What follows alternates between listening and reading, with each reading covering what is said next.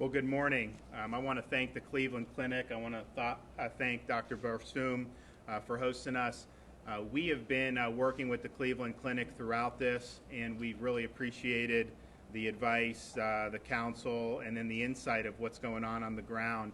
So I've been able to talk with Dr. Barsoom throughout this, and I think they're doing a really, really good job. I want to give them in a minute a chance to talk about some of the things that they're doing. If you look at how patients who've come through here have fared compared to other places, I think that they have a really good record in terms of patients being discharged and patients recovering at higher rates than what you see elsewhere. And I think that that's because they're doing so much good stuff.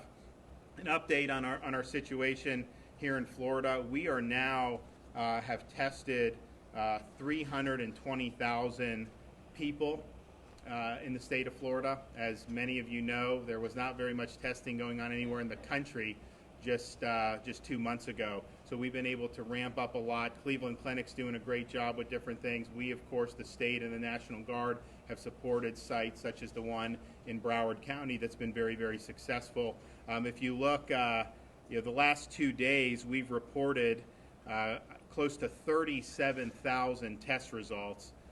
We've had under 2,000 positives out of that, and so in terms of new cases, because there are people that test positive when they're in isolation, they need 2 negatives to get out, but in terms of the new cases. So what we're seeing is the percentage of people who are going into test that test positive is declining. Florida already had a pretty low percentage. Some of these other places throughout the country have been as high as 50%. Some of them are still 30%, 25%. Here, if you look at the last week, the average positivity rate for new individuals was about 7.5%. So that's a good sign that things are going in a good direction. And of course, if you look at the hospitalizations, we are at the lowest number of patients in the ICU statewide today than we have been certainly for the last week. I think probably maybe for the last 10 days. And so you're not seeing people going into the ICU or into the hospitals at the same rate that you had maybe 3 weeks ago. So in terms of flattening the curve, making sure you have enough hospital resources, that's all very, very important. One of the things we've also done, so we have the drive-through testing sites like the one we have in Broward County. We've done 2 in Palm Beach that we've supported with the Florida National Guard, 2 in Miami-Dade, Jacksonville, Orlando, and then we've supported with supplies a number of testing sites throughout the rest of the state.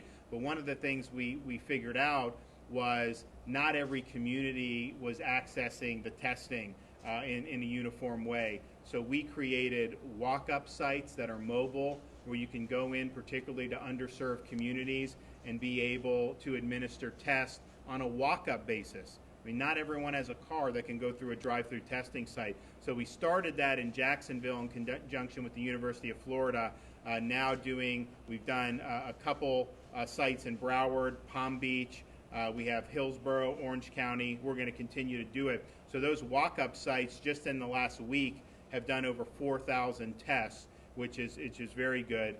The other testing that we've really ramped up is, we know the nursing homes have been the #1 place that's been at risk from the beginning. That's why we made sure all the staff were screened, required that, banned the visitors from going in, requiring wearing personal protective equipment, and the state of Florida alone has sent millions of masks just for our long-term care facilities and nursing homes.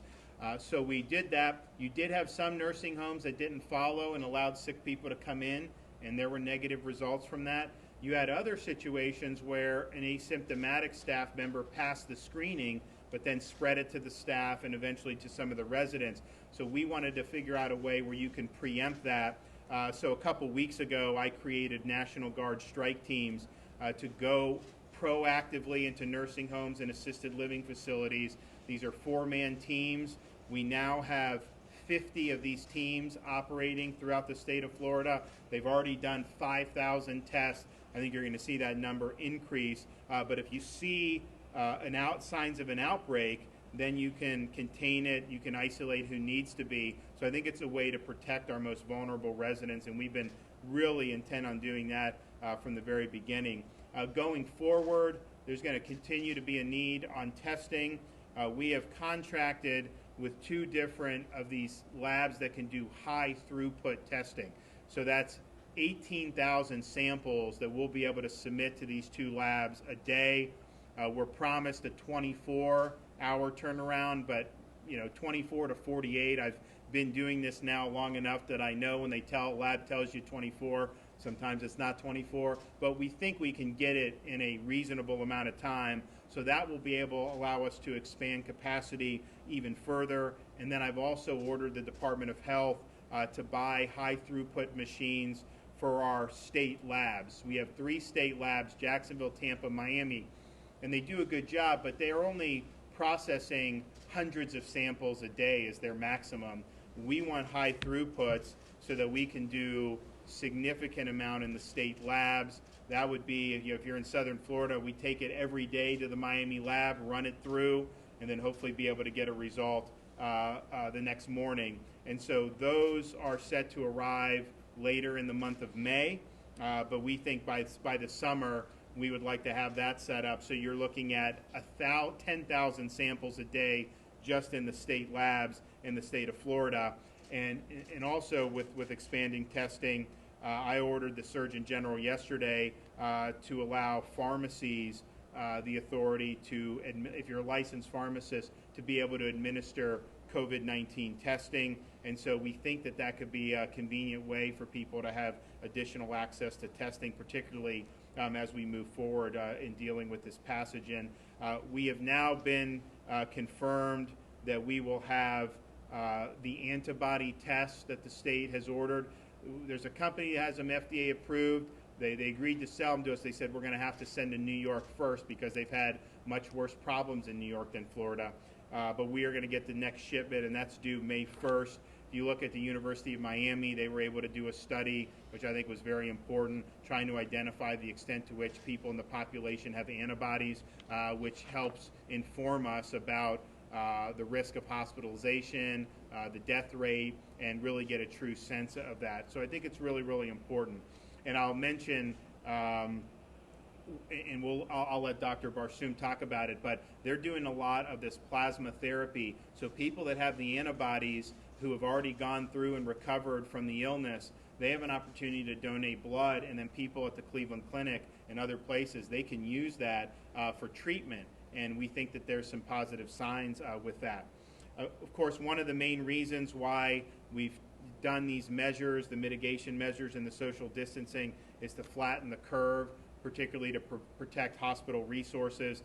We're right now statewide, the available number of hospital beds is 41% of all beds are available right now. To put that in perspective, that's significantly more availability in both the regular hospital beds and in the ICU beds than we had before the pandemic began statewide. So I think part of it's for the work of places like the Cleveland Clinic, part of it the people of Florida doing the right thing. With the curve flattening, you have availability. We don't have the resources being taxed like you've seen in some other states throughout the state of Florida. I'll remind everyone you can text FL COVID-19 to 888-777. Again, FL COVID-19, 888-777. I wanted to give Dr. Barsoom and his colleagues an opportunity to talk about some of the things that they've done at the Cleveland Clinic, and then when they're done, I may just ask some questions, have a conversation, because he's had some great insights along the way. And you go back 6 weeks, there were a lot of people in his position that were saying a lot of things. Some of them were just dead wrong on what they were saying, and I think everything Cleveland Clinic, when we would ask how things are going, it was all based on hard data, facts, and rigorous analysis, and that was why we really appreciated getting the counsel for them. So please take it away, and we'd love to hear what you have to say. Thank you so much, Governor. First, let me thank you for being here, and thank you for your leadership throughout this crisis. I also want to thank Secretary Mayhew from the Department of Health from ACA. I have to say that the work that she's done in helping create a sense of collaboration around all of the hospitals in the state of Florida has been absolutely incredible. In fact, we have daily phone calls with our colleagues throughout Southeast Florida to ensure that we're all aligned in being able to react in case of anything unforeseen or any emergencies. And again, a lot of the credit to that really goes to Secretary Mayhew and to the governor for really creating that culture for all of us. I think that's incredibly important. The second thing that I would say is we are absolutely honored to be able to play the role that we have played here in the state of Florida. It has been an incredible opportunity to see the healthcare system as a whole throughout the state to step up to take care of over 20 million people that live in the state of Florida, and that's truly an honor for all of us. There is no greater honor than when another human being trusts you with their lives or the lives of their family members. We've been able to do some really cutting-edge things here. You heard from the governor a little bit about plasma therapy, and I'm going to, in a few minutes, ask my colleague, Dr. McWilliams, who's the head of our infectious disease department, talk about that. We've also been using the artificial lung, or the ECMO machine, ECMO machine. Those are for patients that are failing ventilators and need another level of care. We've had 3 patients that have been treated with ECMO. 2 have already been taken off of ECMO and have succeeded. We continue to have 1 patient who's still being treated with ECMO, and we have a good hopes in terms of how that will turn out for that patient. So again, that's a truly cutting-edge treatment. Much of what we're doing is based on starting clinical trials to determine the very best way to treat our patients. As you know, we've never treated COVID-19 until now. We're learning things every single day. So every day as we learn more, we're applying that into our clinical practices, and we're spreading the word. So we have 66,000 caregivers around the world that are laser focused right now on ensuring that everything we learn can be used for the betterment of humanity. And I think that's a great message to put out. I also think that you're seeing that from not only the Cleveland Clinic, but other great healthcare systems throughout the state of Florida, again, working together to try to make sure that our patients get the very best care. The last thing that I'll mention was that we did announce earlier this week the Global Center for Evolving Pathogens, which is going to be headquartered right here in our own state, up in Port St. Lucie, right across the street from Cleveland, right across the lake from Cleveland Clinic Tradition Hospital in the new Cleveland Clinic Florida Research and Innovation Center, as well as up in our campus up in Cleveland. So we will have investigators from around the country that are coming together now, both here in Florida and up in Ohio, to lead research on not only vaccine development, but treatments around immuno-oncology, using your own antibodies to treat cancers, and really having a better sense of how we can take better and better care of our patients. So with that, I'm going to ask Carla McWilliams to weigh in a bit on the work that's been being done in terms of cutting-edge care for our patients here in Florida. Thank you, Dr. Barstow, and once again, thank you, Governor DeSantis, for coming down to see us today. It's really an opportunity, lovely opportunity to have you here and for us to speak about some of the things that we've been doing. I have been on the front lines, of course, taking care of many of the patients we have in hospital with COVID. I've had the privilege to be a part of the team where we are offering artificial lung therapy. As Dr. Barstow mentioned, we've successfully taken 2 patients off, and we still have 1 more patient who is on the artificial lung bypass. For treatment, we have convalescent plasma therapy we are providing to patients. We're also working on several clinical trials in collaboration with our colleagues in Ohio. Some of those clinical trials are directed towards outpatients who are otherwise well at home, and some of those clinical trials are targeted towards our inpatient population. Several of them were going to be IRB approved yesterday on our main campus in Cleveland, and we expect to have those trials up and running next week. Thank you very much, Carla. And then to my left here is Dr. Greg Rosenkrantz. Dr. Rosenkrantz is the president of Cleveland Clinic Indian River Hospital. He came to us after serving as both the dean of the medical school at University of West Virginia, as well as the chair of medicine at the Cleveland Clinic up in Cleveland. Greg, if you can touch on the work that we've been doing in the community throughout the Treasure Coast as well. Thank you, Will, and again, thank you, Governor DeSantis, for being here and your leadership during this time.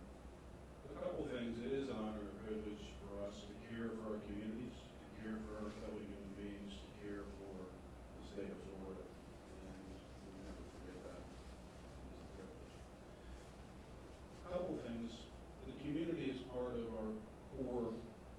4 pillars in the best of times, and it's an especially important part now, never more so. And so what are we doing to protect and to serve our communities, not just in the hospital, but beyond the walls of the hospital, in all of our communities? So first and foremost is communication, and it's close communication, daily communication with our local government leaders, with our local health departments, and with our local long-term care facilities to, in fact, protect our most vulnerable and those that have the potential to have the worst outcomes with COVID. We also have partnered with our first responders across the Treasure Coast to provide care and treatment and comfort to them as necessary. The other key partnerships, again, local health departments, etc. We will be available and we will flex our hours as necessary, as we have done already, to serve our communities, to be transparent with our communities with the data and the statistics that are there, and to serve them as the needs may arise. So again, the community is one of our 4 care pillars in the best of times, and it absolutely is a focus today. Thanks, Greg. Last comment I'll make, just on behalf of my colleagues here, as far as medical professionals go.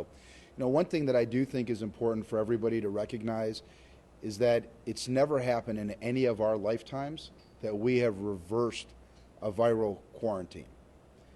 So what we're going to be seeing here over the next several weeks and months will be educational to each of us every single day. I think that there's a lot of excitement about seeing what happens as we move forward, as we start slowly seeing changes with the requirements that we've had put in place. But please recognize that we will learn every day, and we may have to step back from some of those decisions as a society. And also understand that you have to recognize where you sit in terms of your own personal risk. I have my own parents who are 75 and 84 years old, and I've told them that regardless of what happens in the coming weeks, I expect that they will still remain indoors. And when they're outside, they will always have a mask on, they'll wear gloves. As a society, some of the principles that we've learned around social distancing, frequent hand washing, for example, wearing masks when we're out in public, preserving some sense of personal space. These are things that we have to stick with. So recognize that just because you can do something doesn't mean that you should do something. And probably most importantly is if you have any symptoms at all, a cough, GI problems, a sore throat, a fever, it is your social responsibility to your fellow human beings to stay home and to get tested. So even if you have the opportunity to go back to work, if you are sick, you need to say something about that. That it is just too much of a risk to allow our fellow humans to get sick because somebody doesn't want to say something about it. So please take that advice seriously. Well, great. Can you say a minute, because I was talking with Dr. Barsoom a week or two ago, and I was asking them about, because they're learning things every day, how are you guys treating the folks who may need to be on a ventilator? There was a lot of literature coming out of New York City that once they get on a ventilator, it was like 88% were dying on the ventilator. And so how are you guys handling that? And I think the results here have been better. So can you talk about the experience you've had? Sure, happy to. And I'll ask Carla as well to weigh in on this. So a couple of the things that we've learned early on from our colleagues around the world, candidly, is that for patients that look like they're going to require intubation, early intubation is likely better than late intubation. That's number one. The second is using lower tidal volumes also seems to do better for the lungs, and prone positioning. So it's not uncommon that somebody would be intubated but actually turned over on their stomach. It actually is easier to ventilate the lungs. There are also some medications that we've used to assist with that, and in patients that don't continue to improve, that's where the ECMO machine or the artificial lung has come in handy for us. Carla, do you want to comment some more there? Absolutely, I echo everything Dr. Barsoom has said. One of the things that's important in our respiratory support for patients is early proning, so lungs are able to ventilate better. So even for patients who are not yet on a ventilator, are still requiring high oxygen amounts, we actually ask them to lay down on their stomach and to breathe that way to help improve aeration in the lungs. And in terms of even the plasma therapy, there's been reports in other respiratory viruses that the plasma therapy may be very helpful for patients. It's probably much more helpful to give it early rather than wait. So in other words, give it to someone before they need to be on a ventilator and you know that they are quite ill. And that's one of the strategies that we have employed here. Our success is anecdotal and more clinical trials and more clinical data will come out, but so far it seems to be a strategy for us. And then what's I think you gave me a number of ventilators, the fatality rate compared to New York. What was your rate? So right now across the Cleveland Clinic system right now, we have at least a 60% survivorship for patients that have gone on ventilators across our system. And I think New York's was, 88% were fatalities, or at least some of the numbers that have been very, very high numbers coming out of New York. Can you just talk about kind of the trends you're seeing? I mean, obviously, we were prepared for kind of a peak, and we did see, more people coming. Now we're in kind of a different posture. So do you think, at least locally, that you guys have peaked here? Yeah, so if you look at our numbers, at one point we had about 42 COVID-19 positive patients in our hospital. Of those that end up in the hospital, about 50% were going to the intensive care unit. And of that 50% going to the intensive care unit, about 2/3 of them were eventually requiring ventilation.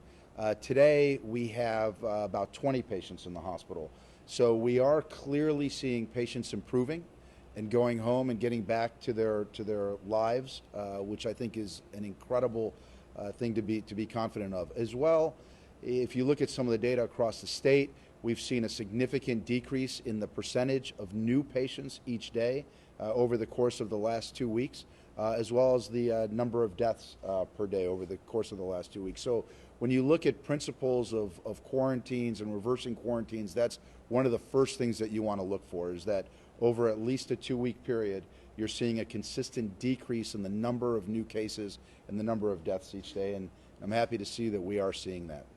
Can you speak a little bit? I think when this coronavirus first became an issue, I think actually a lot of people in February, I remember, were downplaying it, saying that it was not such a big deal. Then something changed. There was a lot of particularly media attention on it, and I think that people got really, really scared. I mean, it's fear of the unknown. Obviously, when you have a pathogen that there's not a verified treatment for, much less a vaccine, and so I think people have been very, very on edge with this, and more on edge than I would say people were after 9/11 even, or the financial crisis. I mean, it's been a real, I think, a shock, and I think it's caused a lot of people to get scared. And one of the concerns I have, and I think that you guys have seen this, is as the coronavirus has become the all-encompassing issue, you're not seeing as many people come to the hospital with stroke symptoms or heart symptoms.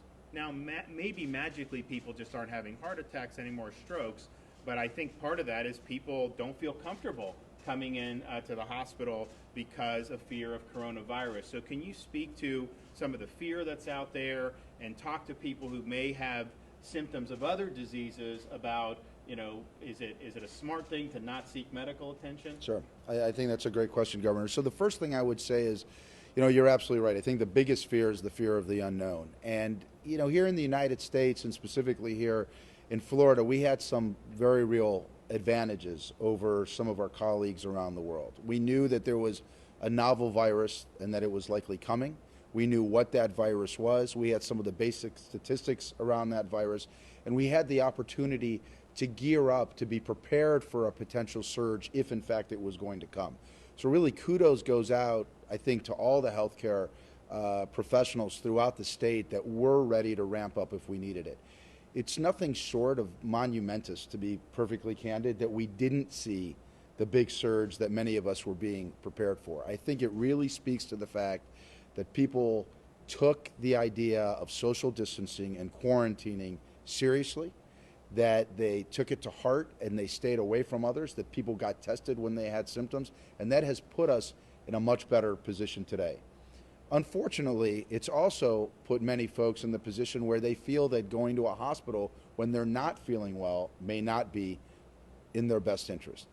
I want to tell you that every hospital has taken incredible efforts to ensure that our hospitals are as safe as possible. If you look at a study that just came out last week from our colleagues up in Cleveland, they've shown a 38% decrease in patients presenting to the hospital with stroke and heart attack symptoms. Now, the reality of it is, if you're a data-driven person, you would think that the incidence of people having heart attacks and strokes has likely stayed the same. That means 38% fewer patients are seeking care. That's a problem. We need to make sure that people understand that our hospitals are as safe as they can be. We check the temperature of every person that comes into any one of our sites. We have masking in our hospitals for everyone when they're patient-facing or working with other colleagues within a 6-foot area. We test all of our patients before any procedure, and every patient that gets admitted to the hospital is tested. Carla, do you want to just touch a little bit on cohorting, how we make sure that we're not mixing COVID-positive patients and COVID-negative patients? I think that's important. Yes, absolutely. Thank you, Dr. Dorstein. As Dr. Dorstein said, we're very, very concerned about patients that have other conditions not coming in to seek care and the potential downstream consequences of that. And just to reassure the general public, our hospital, along with every other hospital, has gone through great lengths to create what we call cohort units. And what that means is all patients with COVID are put in a particular area of the hospital with dedicated staff.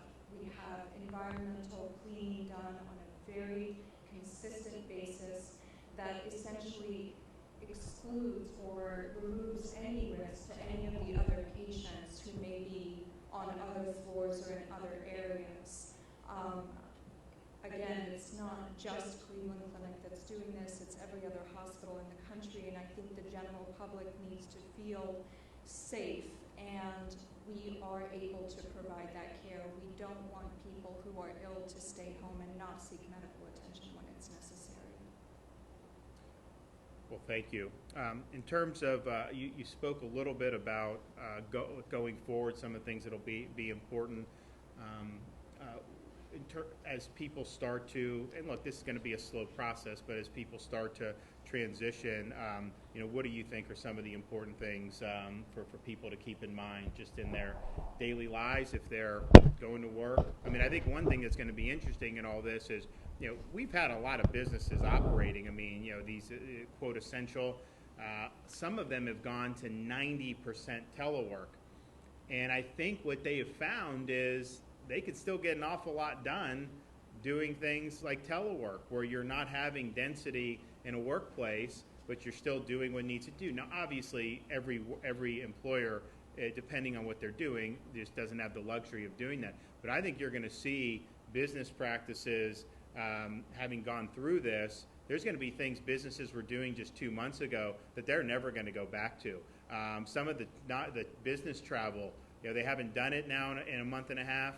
And if they're not missing a beat, was that really necessary? So I think you're going to see a lot of interesting things in terms of going forward. Businesses who went through this process and understood, hey, there's ways that you're able to do it. Now, there's different studies that have come out about the transmissibility of this thing, but I think most of them point to, if you're in a close, sustained contact with someone that's infected, usually in an enclosed environment, that's kind of the most risky situation. So if you're going to 90% telework, you're eliminating that density, and I think that's made a big difference, even for the businesses that continue to operate during this time. But I'll let you guys weigh in. Yeah, absolutely. These are all excellent points. Whatever can be done remotely in the same way that it would be done in a close proximity probably should stay that way, at least for the very near future. And for those people who do return to the workforce, that social distancing and those rules still need to apply, which is greater than 6 feet. We need to be wearing universal masks as we go back to work, and folks need to understand, if you develop symptoms of illness, it is our public duty and our inner right. We have to protect the integrity and the health of those who are around us. People need to know not to go to work ill and to seek testing and medical care when necessary. Going forward, one of the things that was pretty clear before we really started to see the virus hit the United States was looking at countries like South Korea, and obviously China. You really can't trust their numbers coming out of there, but South Korea is a democracy, and what they were putting out I thought was credible. And if you looked at their numbers in late February, I mean, it was pretty clear that the overwhelming number of fatalities were people not even just 65 and up. Sometimes it was the 70, 75 and up cohort. And so that told us we really needed to do things early for nursing homes, assisted living facilities, but also message to people 65 and up and people that have significant underlying conditions. Avoid crowds, stay home as much as you can. And that was part of our strategy very early. Looking forward at those groups that are higher risk, the elderly and people who are 65 and plus. And obviously we could still have orders in place on them, but just aside from that, what would your advice be to folks who fall in some of the higher risk groups? Stay home. This virus overall, as everyone knows, the mortality rate is not that high, but out of the people who do develop severe illness, a need for a ventilator, or eventually succumb to the disease and pass away, almost all of them have underlying health conditions or are elderly. And so until we are positive that cases have really gone down and we've gotten ahead of this, the people who are at the greatest risk should continue to stay home and minimize their risk and interaction with others. That is the responsible thing to do for your own health and safety. One of the things Cleveland Clinic's been great at is, obviously Florida, I mean, we're God's waiting room, we've been called. I mean, we've obviously got a lot of facilities for senior citizens throughout the state. And I knew we had a lot, but until I was surprised at the sheer number. So we have a lot of this, and we focused on, we put a lot of things in place. But what happens is, if there's an issue at one in a community, you have like Cleveland Clinic, they're on site. They will send people out there. And so it's not just the state. We have healthcare providers doing it, and I think many of them are starting to do it. But Cleveland Clinic has been great really from day one, because it's in their interest to try to reduce an outbreak in a nursing home. I mean, you don't want to have 50 patients coming in here if you can stop it at the front end. So they've been very proactive about that, and I think that that's made a difference. And as we go forward and look at, okay, what's the next phase in terms of doing things like the quote elective procedures, the reason why we stopped the elective procedures was wanted to make sure there was enough hospital beds in case of a surge of COVID patients. Obviously, we've had a lot of capacity throughout this whole thing. Also enough personal protective equipment. They have models about PPE usage that they use. So we want to make sure that the providers have that. But then one of the other things that we're going to ask them to do is, like, if you're going to do this elective procedures again, we want to make sure that you're part of the solution to help safeguard our most vulnerable populations. Cleveland Clinic's already doing it, but we want all the hospital systems throughout the state of Florida to be on board for that as well. I think we can take a few questions. Anyone have any closing comments before we take questions? I would just say again, I mean, I think that at this point in time, first of all, any loss of human life is tragic, and you know, it's early, obviously, to you know, state that we've won this, that we're victorious. There's still a lot ahead of us where we will learn every day, and obviously we have lost loved ones, we've lost friends, and that is absolutely tragic. That being said, there's a tremendous amount of hope for us moving forward, in that we've learned a lot about this disease. We've learned a lot about transmissibility, and we've also learned that there are mechanisms that we can put in place that slow the spread and potentially halt the spread. That, I think, is a great message to recognize. So moving forward, taking all of these things that we've learned will continue to play a role for us every day moving forward to ensure that we minimize that loss of life, and at the same time recognize that there are other folks that are sitting at home right now with medical problems that need care that we can take care of. So it's clearly a balancing act, and I think it's going to be a process of getting through it and learning about it, but I do believe that we'll be victorious altogether. Great. All right. Yes. Yes. You said that this week is more to flatten the curve, and I came here hoping to ask you what's your evidence of that. It sounds like you started with some of that. I wanted to ask you if that's the case, and also if Florida was looking to do anything like Pennsylvania, where they're saying that they're not going to lift social distancing until there's fewer than 50 people per 100,000 who test positive. So, well, I think the evidence. I mean, you look at the hospitalizations. I mean, we have less in the ICU. I mentioned, and then if you look at our testing positive rate, the last 2 days we've had results for almost 37,000 tests, and we have basically 2,000 positives for new Florida cases out of 37,000 tests. So if you compare that to some of these other places in the country where they're at 20%, 25%, that is like 6 or 7% positive, and we've seen that declining there. I think it's important for people to realize we've done more than most states to expand testing in areas that did not have access to, with our walk-up sites, with our National Guard strike teams, our drive-through sites.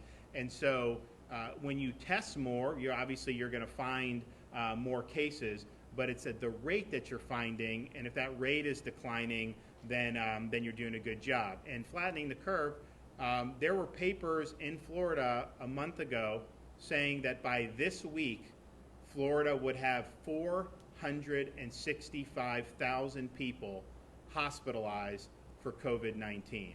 And the fact of the matter is, this week, the number of people who've been in the hospital has hovered around 2,100 people, not 465,000. And so the fact that we have huge medical resources available, we have more space in available beds today, more ICU beds available today than before the pandemic began.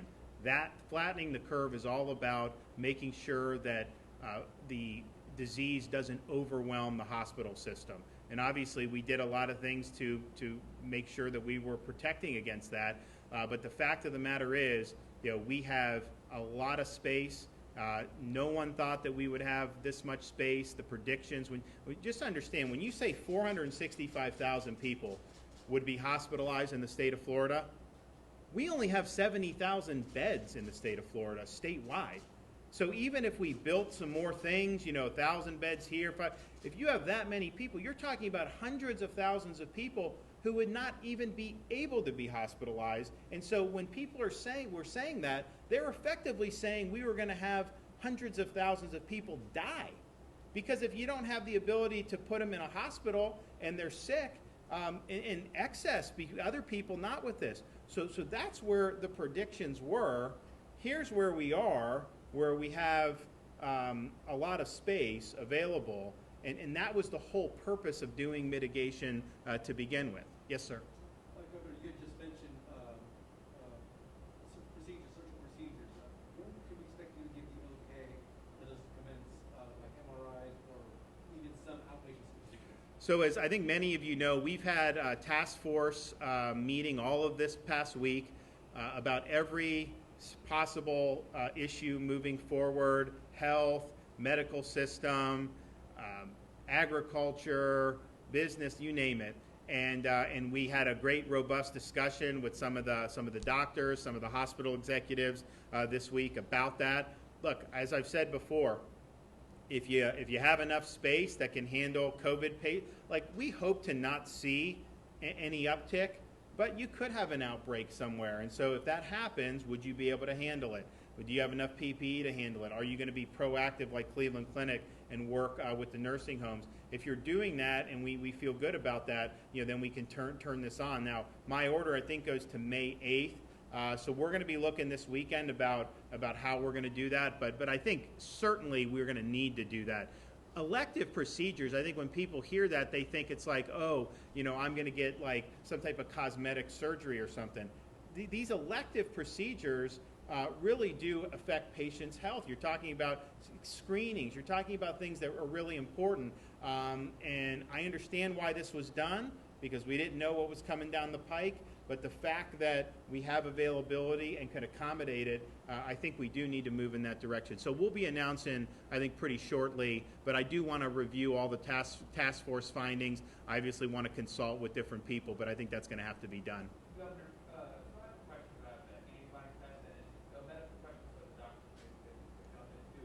But are these tests looking specifically for the antibodies that are triggered with the coronavirus, or any antibodies? Well, I think the Miami one was specific to the coronavirus. But it's a good question because there are antibody tests that will just tell you if you have antibodies for any coronavirus. So there's a coronavirus that causes the common cold, for example. That does not give us much predictive ability or data that's useful if you're getting what's effectively a false positive. So the FDA-approved test that the state of Florida has ordered will rule out the other coronaviruses and will only let you know if you have the antibody for the current COVID-19, the current coronavirus that causes COVID-19. And that's very, very important. I think Stanford, LA County, University of Miami, these studies we've seen, I think that their test did distinguish between those two things. And obviously if they don't, then there's not a lot of validity to the test. But I think what they showed is, in varying degrees, exponentially more people having the antibodies than have actually tested positive. And it seems like the overwhelming majority of the people that had the antibodies never even had symptoms. And so that's saying that this thing was more widespread than we had thought. It's not even that they weren't getting tested. They had no reason probably to think they needed to get tested at the time.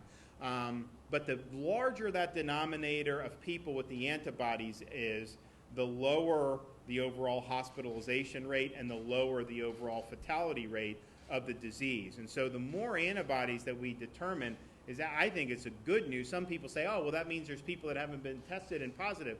But I think it's much better news than that, because I think it shows that for the vast majority of people who acquire this, not only are they not going to end up in the hospital, not only are they not going to end up dying, they may not even know that they have it. Now, there's a negative to that, because if you don't know you have it and you can spread it, then it makes it difficult to say, okay, if you're sick, don't go to work, as if that's going to solve it, because someone may not be sick and they may be able to. And we've learned now, I think, there's people that go in for COVID who never have a fever. And so I did a fever check coming in. It's a good thing to do, but that's certainly not foolproof to do it. So there's a lot of good things that go into it. I know, what are you guys doing with antibody testing, and did you want to weigh in on the efficacy of that test? Sure. Right now, we're not offering antibody testing. One of the things that's very important that you pointed out is many of the antibody tests that are available do not distinguish between COVID-19 versus the other 4 coronaviruses that cause the common cold. If you're going to use a test on a mass scale for population-based screening, you need a test that is essentially 99.99999% sensitive, meaning you're going to pick up every single infection that occurred, and you need it to be 99.99999% specific, meaning that you are almost 100% certain if you detect a positive result, you are looking at a true positive, and it is not cross-reacting with those other 4 common coronaviruses. So a lot of places are making these antibody tests and doing everything that they can to get them up and running. But right now, at this time, we have not implemented antibody testing for that reason. Well, we're going to do, one of the reasons you do it is to get a sense of the prevalence of the disease, get a sense of the true lethality of it, but also just in terms of the uses of it for healthcare workers, for example, people that work in nursing homes. If you have the antibodies, you're less risk. And I think there's a debate about, how long does this immunity last for? But clearly, if you have the antibodies, you're going to be less of a risk working with vulnerable populations. So that's a great thing to know. And then even just normal workforce, I think it's a good thing to know. Yes, sir. Governor, good morning, and thank you for joining us this morning. I know your schedule's busy. I want to commend you on allowing the Cleveland Clinic the opportunity to bring such great information. Very vital, and I'm sure if I got sick, this is where I want to be. I want to let the medical information come out first before my question. And my question is, do you small businesses in Florida that there was 1,000 or less small business bridge loans available. Thus, you let down 95% of the businesses that applied, which resulted in about 1. Yeah, no, but that's not true. So when we, excuse me, all right, listen. So what we did was, okay, I'm going to answer your question, so stop. So what happened was Congress was doing this PPP. So that was really the best loan program, because you get the loan, it's not really a loan, it just gets forgiven. And so they were debating it, but we know how Congress works. So I needed to figure out a way, how could we do some type of short-term thing to get people who were just in dire straits. So we did the $50 million. I announced it at $50 million. I don't know why anyone would think it was anything other than that. That's what it was, and we offered that. Now, that does have to be paid back. It's a very low interest rate. The federal PPP is better. There's just no doubt about it. So the goal is to throw that as a lifeline until we got to the PPP. Now, what happened with the federal PPP is it ran out of money, and they knew it was going to run out of money, and they did this song and dance with it in Congress, and then they finally now have replenished it. There's obviously been hiccups with the program, but our $50 bridge loan was $50 million. Was advertised as 50. We said this is not going to solve every problem. We understood that, but we knew that the PPP was coming down the pike. Governor, with all due respect, All right, that's enough. not very valid, though, if you don't mind. Yes, sir. Governor DeSantis, you mentioned that the state has purchased high throughput machines for the Bureau of Public Health labs. According to all the epidemiologists, we're going to need a big infrastructure capable of testing. Is this a path towards that? Are those PCR machines? Yeah. So these are big high throughput machines. So we have, as I mentioned, we're doing testing anyways in the labs. Now they only do so much. They each do 900 samples a day, which is actually helpful for doing a lot of other things. But when you're talking about mass testing, obviously it's not enough. We send different things. The hospitals have their own labs. Many of them do, so they run tests. You have private labs that have been doing things like Quest and LabCorp, and so that has led us to do 300,000+ tests. I mean, we got in just the last 2 days, as I mentioned, about 37,000 test results just in 2 days.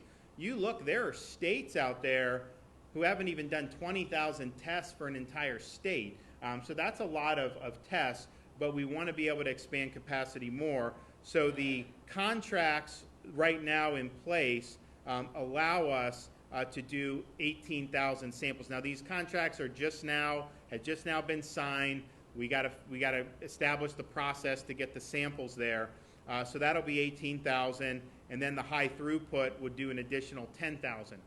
It's, you hear different things about how many tests are going to be needed or not. I can tell you this: we've run these 7 drive-through sites, either direct support or have the National Guard run them, and we have seen a declining demand to go in. When they first came, there was a certain amount, and then it has kind of gone down, even as the criteria was expanded. Initially, when the test strips or the collection swabs were in such demand, we couldn't guarantee that we could test every single person with symptoms, because we had to focus on the people that were most at risk, the 65 and up. But then as we went through that, as the demand waned, we expanded the testing criteria. So now, if you're 30 and you have coronavirus symptoms, you can go through these sites. And I think that's good. So having this additional capacity is important. But these sites do have more capacity right now. And I view that actually as a good thing, because you look at a place like Duval County, we've had the site there at the football stadium for a long time now. And we was 65 and plus with symptoms or underlying condition, healthcare workers, first responders, they didn't have enough people going through. So then they expanded the criteria. And look, if there's not demand for it, that may mean that there's not a lot of symptoms running around the community. So we viewed that as a good sign. Governor, just one more Yes, sir. What about the contract for the reopening process seems, the serious situation here in South Florida compared to the northern part of the state. How far is South Florida behind the northern part of the state? And do you see a scenario where, the northern part might be up and running well? And how many weeks behind are we down here? Well, we've worked with Southeast Florida differently from the beginning. I mean, we recognize the outbreak was different. You can see the number of of cases linked to travel from New York City, for example. This is where people from New York City go, this part of Florida. So that was obviously an issue from the beginning. There were different things done in South Florida earlier that were not appropriate in other parts of the state at the time. And so I think you continue to view it. You look at right now, we still have 60% of the cases emanate from 3 counties in South Florida. They're 29% of the population, but yet 60% of the cases. I think over 60% of the fatalities, and I think over 60% of the hospitalizations. And so, of course, you keep that in mind. At the same time, you look at that phase 1 that the president has laid out. It's not terribly different from what we're doing now. I mean, it's not like there's not going to be a huge change in phase 1 if you look. Some of the things that they have on there, like, social distancing at like a sports arena, we're not doing in-person sports yet, no matter what. I mean, that's just not going to happen in May. I've been very vocal about trying to get UFC we have coming, WWE, Tiger Woods, and Mickelson, but that's all under the understanding. That's for TV, so people have some content. Obviously, those are, having relationships with those entities. I'd like them to come do big events here when the time is right, but that's going to be far in the future. So you're not going to do that. Another thing in phase 1, they say movie theaters with social distance. I'm not there yet on the movie theaters. I think it's an enclosed environment. You're much better off being outdoors than in an enclosed environment for this. That's just the reality. We don't have evidence of major outbreaks from outdoor. Doesn't mean it can't happen. Of course it could. If you had a big concert, everyone was piled in. But if you're going out for a run or doing that, whereas if you're in an enclosed space for a couple hours, it's just a little different. So I'm not that keen on that. They talk about elective surgeries. Obviously, we're moving in that direction.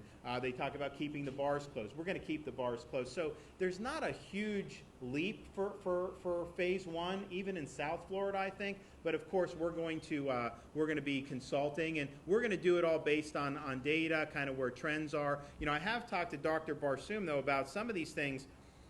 When you have restrictions, that can produce density in certain places. So, for example, we've seen images of people like piling into Costco or some of these other places. You have a better chance of catching coronavirus, most likely, at a supermarket than you do walking your dog outside. And so if you look at something like a restaurant, if you had limited seating outdoors, would that reduce some of the density from the supermarkets? It may or may not. These are things that we're thinking about. But I would say phase 1 is a very, very small step forward. And I think the prudent way to do it is to be very methodical about this, be very data-driven. I'm not in a rush, to do anything. I would rather do it right. And as Dr. Barsoom said, this is unprecedented in modern American history. Even the Spanish flu, they didn't do this. They did school closures, they staggered workplaces, they stopped big events. They didn't have a nationwide effective quasi shutdown like we've had in this country.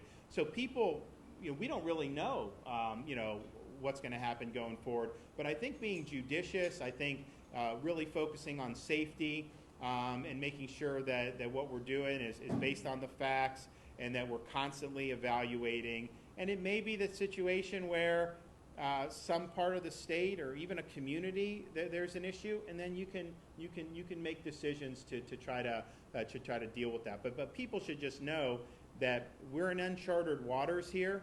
Nobody knows really what's specifically been effective or not, and no one knows what's going to be effective or not going forward. We think we may know certain things, but you got to be willing to constantly reevaluate everything that's going on. Okay?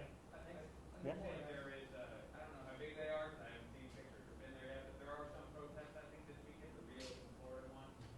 Your perspective on those? I haven't seen very much on that. I think that people who want to see Florida go, I think a lot of them appreciate that I've been very measured on this. I've treated different parts of the state differently. What we're trying to do, and what we've tried to do, is to reduce the type of contacts that would lead to the transmission of the virus.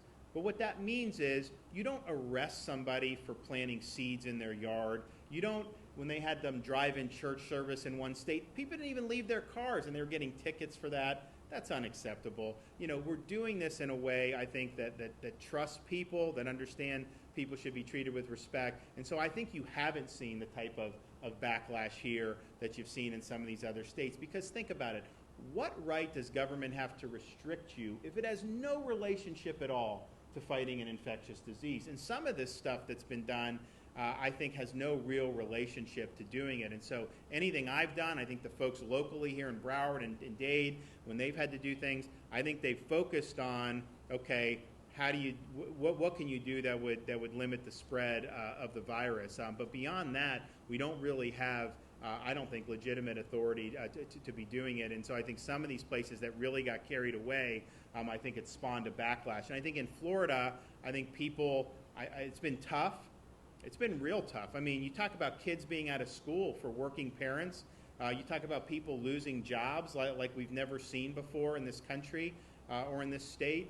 This has been very, very difficult for a lot of people. And of course, someone you know may end up contracting this virus. You know, most people have recovered, most people have been fine, but people have ended up in hospital. They've had brutal illnesses, even if they end up recovering. Obviously, we've had people pass away, not at near the rate in some of these other states or what the rate was predicted for Florida, but it's tough, and it's very tough to deal with all this stuff. So I think all those things considered, I think the people of Florida have done a great job. I don't think that you're going to see the type of the type of complaints that you've seen in those other states, because I think we've approached it the right way. I want to thank the Cleveland Clinic again for their leadership, for saving lives, because they have definitely saved lives here in the state of Florida with their excellent medical staff. It's a very well-run facility. They thought very deeply about this virus from the beginning. They relied on really hard data and facts, and I just commend them for their efforts. It's been an honor to be able to work with you guys, so thank you. Thank you. All right.